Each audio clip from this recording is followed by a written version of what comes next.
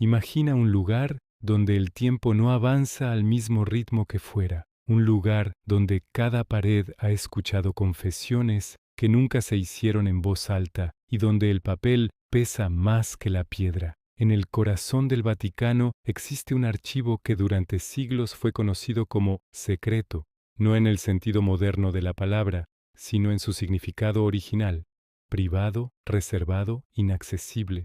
Un archivo que no guarda milagros ni reliquias, sino algo mucho más peligroso: decisiones humanas. Durante generaciones el Vaticano no solo fue una institución religiosa, fue un actor político, diplomático y estratégico de primer orden. Mientras imperios nacían y caían, mientras reyes se coronaban y eran traicionados, alguien tomaba notas, alguien archivaba cartas, informes, advertencias, pactos. Nada quedaba al azar, porque la memoria escrita es poder, y el Vaticano aprendió muy pronto que quien controla la memoria controla la historia. Durante siglos el acceso a estos documentos estuvo restringido a un círculo extremadamente reducido. Ni siquiera todos los cardenales podían entrar. No se trataba de desconfianza, sino de prudencia. Muchos de esos textos no estaban pensados para el público, ni siquiera para los fieles.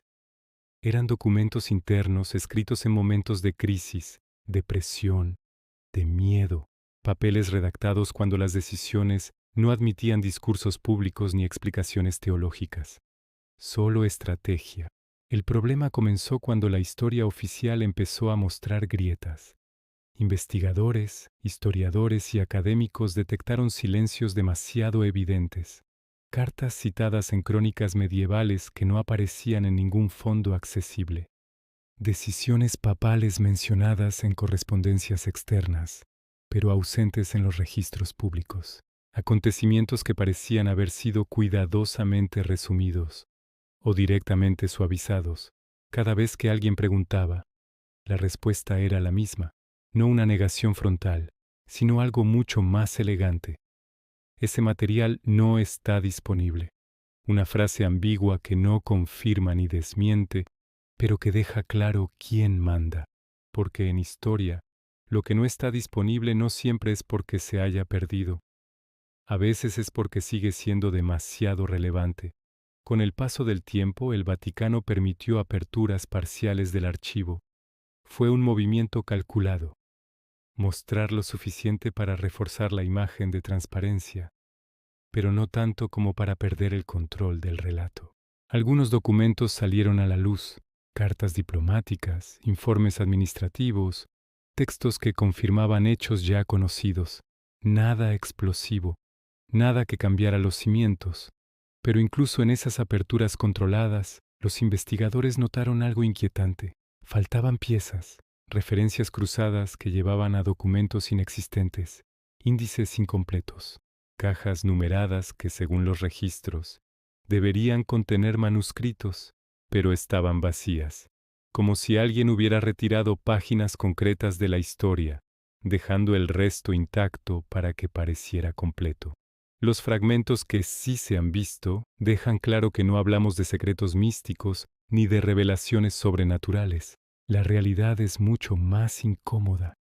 Los documentos apuntan a errores, a pactos políticos, a decisiones tomadas para preservar influencia en momentos críticos. Textos donde la fe convive con el cálculo, donde la moral se mezcla con la necesidad de supervivencia institucional. Nada extraordinario para una organización humana, pero profundamente perturbador para una institución que se presenta como guía moral universal. Existen referencias a juicios internos nunca reconocidos públicamente, a conflictos entre facciones dentro de la propia Iglesia, a negociaciones con poderes seculares que no encajan del todo con la narrativa oficial. Y, sobre todo, existen documentos cuya apertura sigue sin fecha prevista, no porque contradigan dogmas fundamentales, sino porque obligarían a replantear el papel real del Vaticano en algunos de los momentos más delicados de la historia europea y mundial. Aquí es donde el silencio se vuelve más elocuente que cualquier palabra, porque cuando una institución decide no abrir un archivo durante siglos, no lo hace por capricho, Lo hace porque sabe que el contexto importa, que una verdad fuera de tiempo puede ser más destructiva que una mentira prolongada, que la historia no solo debe ser cierta, sino también gestionable. Algunos historiadores que han trabajado con estos fondos han cambiado radicalmente de enfoque tras sus investigaciones. Otros han dejado el tema, no porque no encontraran nada, sino porque encontraron demasiado, porque entender cómo se construyó realmente el poder durante siglos implica aceptar que la historia que conocemos no es falsa, pero tampoco completa.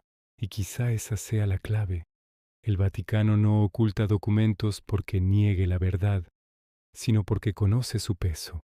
Sabe que los papeles no solo informan, también reinterpretan, que una carta escrita hace 500 años puede cambiar cómo entendemos decisiones actuales, que el pasado no está muerto, solo archivado.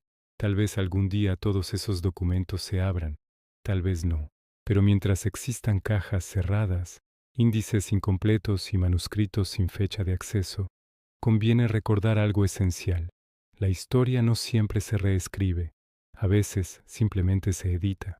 Y lo que falta en esa edición suele ser precisamente lo que más explica quiénes somos y cómo llegamos hasta aquí, porque hay verdades que no se destruyen, solo se guardan, muy bien guardadas.